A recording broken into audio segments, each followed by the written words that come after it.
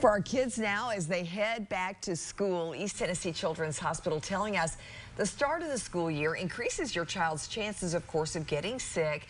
Sending hand sanitizer with them to school and reminding them to wash their hands a lot is a good start. But what else can we do to keep them well?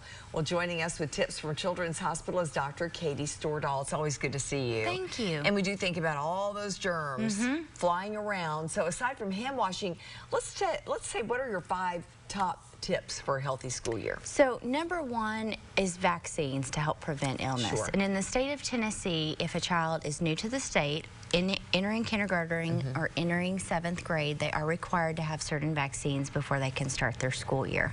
So it's very important that parents have taken them to either see their pediatrician for those or the health department.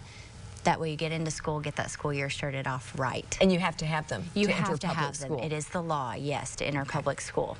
I'd say the second thing that is so important is sleep.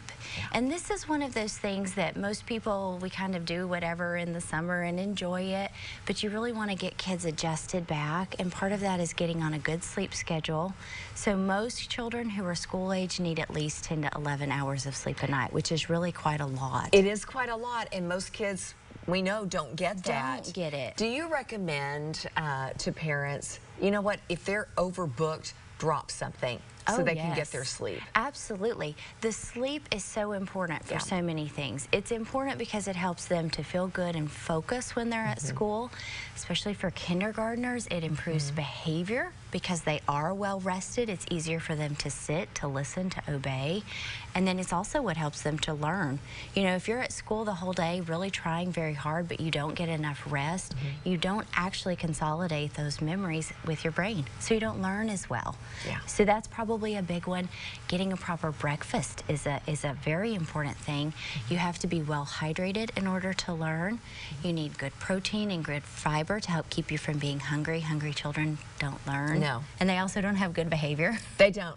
At all. So making sure that they get a good breakfast is really important. Yeah. And then it's really important to teach them, you know, if you feel bad, if you're sick, then we have to stay home. So fevers, vomiting, diarrhea, you gotta stay at home. Gotta stay home and watch what you put in your mouth. Yes, so that you don't have the fevers and the vomiting and the diarrhea. And that's really more middle school and on up that we see that, where they share drinks with friends, they share straws, they share forks when they're at school, they share lip gloss and chapstick, and then you just pass everything. Brushes too, and if you have a lice breakout, you've got that to worry about. Yes. I know. So keeping, you know, what's your utensil is your utensil, and then the good hand washing, of course. Very good.